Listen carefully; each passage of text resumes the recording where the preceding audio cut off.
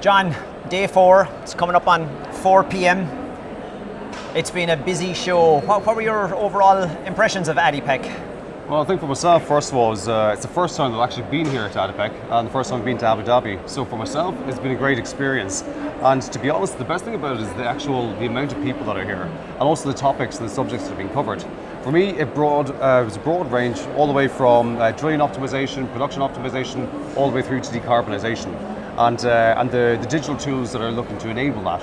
So for me, I think that was the great opportunity and really the great aspect to be able to take part, listen to what was happening, and then be a part of it. Same for me. It's my first time here. I wasn't sure what to expect given the current circumstances. I was certainly pleasantly surprised by the amount of people.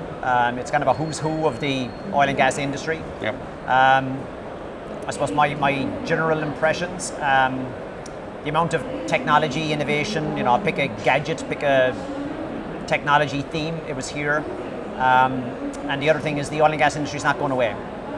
Yeah, absolutely. Like the reality is, I think, from the beginning is the fact that when you come to exhibitions like this, you realize the importance and the opportunity within the oil and gas sector and the relevance of it as well. So it was good to be able to bring that home a little bit, but also to tailor that with the opportunities that I was seeing in new energy, alternative energy, and really what I'm seeing and I've been interested in is the real drive for decarbonisation as well. Places like the Middle East have benefited from the fact that the extraction of oil is actually reasonably cheap and cost effective. Relatively easy. And relatively easy, so it limits the amount of carbon resulting from its production.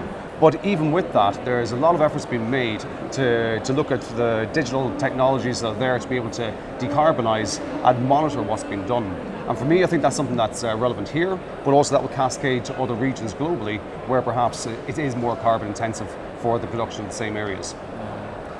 So I came here with kind of, obviously wanted to see whatever cool things I could find, but also hydrogen carbon capture and methane tracking. And whatever, we could be here for the next 4 hours talking about all the different things, but I suppose the thing I found fascinating was that I found out way more technologies, processes, ways of doing things that I didn't even know existed. But at the same time, it wasn't kind of like, this is easy. A lot of the technical sessions, it was like, oh God, that's really hard. And they were calling out all the challenges around hydrogen. Pick a topic on hydrogen, whether it's blue, green, yellow, red, how do you store it, how do you transport it? But people are working on the problems, so it's showing us it's maturing. Carbon capture is the same. And what I found fascinating here as well was that many different technologies, whatever, but again, here in this region, they're thinking of getting carbon shipped from other places and storing it here, right? So it's like a tradable commodity. So that's different. And just purely in terms of technology, the amount of autonomous robots, that was new. There was drones everywhere, they're kind of standard. Yep. And I came across 4 or 5 companies that are doing what I call the energy metaverse, VR, digital twins, simulating the whole thing.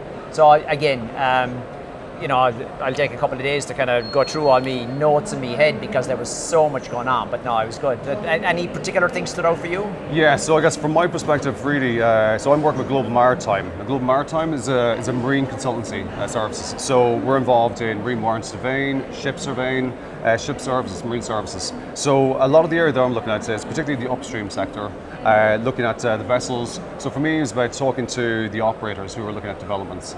It's looking at the shipping companies who are either involved in the operations or the construction. And again, it's the same sort of themes there, like we were talking about, when it comes to, you look at it from a decarbonisation perspective. A lot of the vessels are looking at different ways to reduce their emissions. They're looking at different fuels and different, whether it be battery storage, a hybrid of battery and ammonia or hydrogen.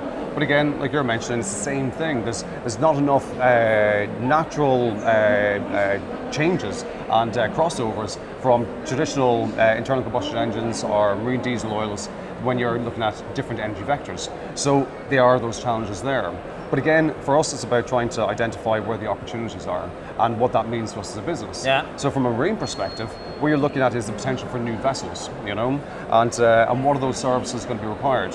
How's dynamic positioning going to be carried out? Will it be the same? Will there be limitations? So because we got that ability to be able to provide DP audits, we can influence and impact those areas. Right. And also from a marine warranty surveying perspective, whether, no matter what you're building in the marine environment, whether it's energy, oil and gas, renewables, whether it's CCUS, it's again, it all has a mechanism of construction which requires that marine warranty surveying, which is an area where we're involved in.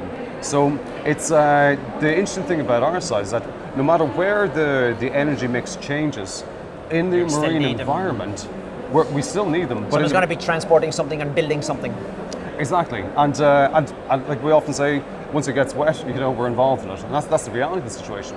And it's about getting involved in those areas, and then for ourselves, it's about being the thought leaders, seeing what is coming down the tracks, understanding sort of the micro and the macro aspects of things, and how to really kind of delve into those areas. So when we're speaking to our customers, we're looking to solve those problems, perhaps some they don't already know they have.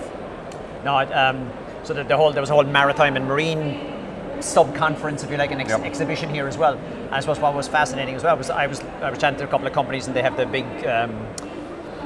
heavy lift ships. Yep. And we were chatting about offshore wind, and they were saying, look at the plants in Europe and North America and Korea and whatever. And they were kind of going, well, where are you going to get the ships to lift all this stuff? They don't exist, so they have someone else to build them. But I suppose the other thing that was stuck in my mind, there was kind of two things that I didn't hear much about. One was carbon tax, and the other one was no one mentioned blockchain the whole week.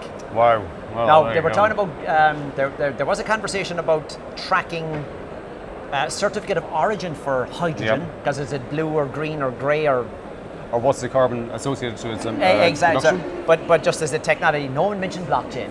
Well, there you go. Well, it's not many conferences you go to where blockchain isn't mentioned, so to be fair. That was different.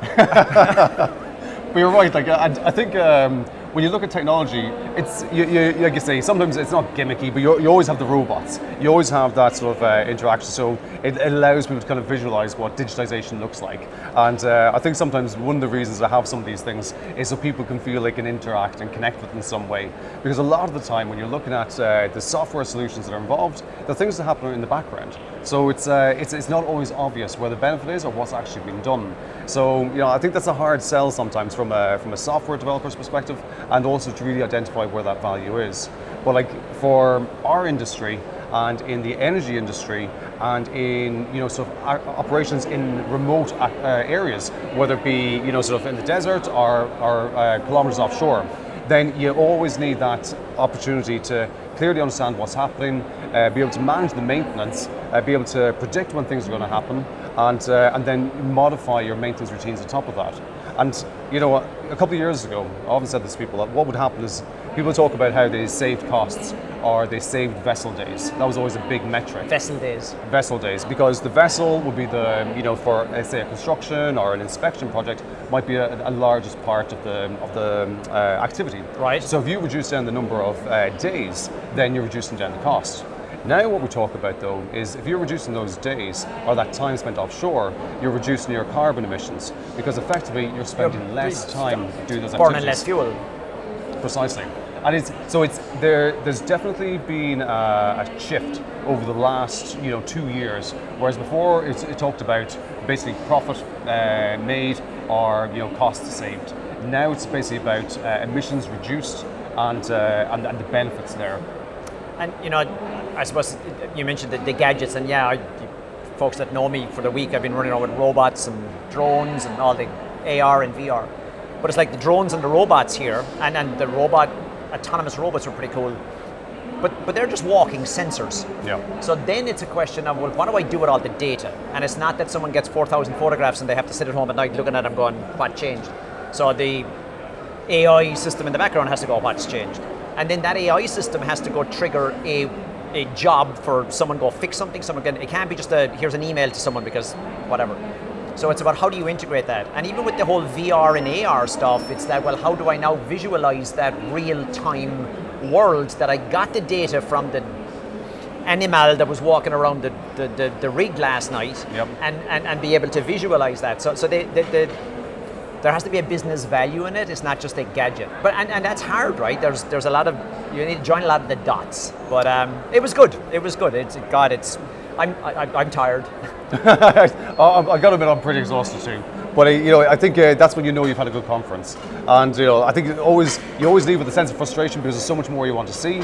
But that's also the ability of a good conference to be able to identify the things you want to go to, and then know what you need to target the next time as well. No, agreed. Well, John, it was great to meet you in the real world. Absolutely. And I'll see you on Clubhouse in a couple of weeks. Yeah, I'll hear you there.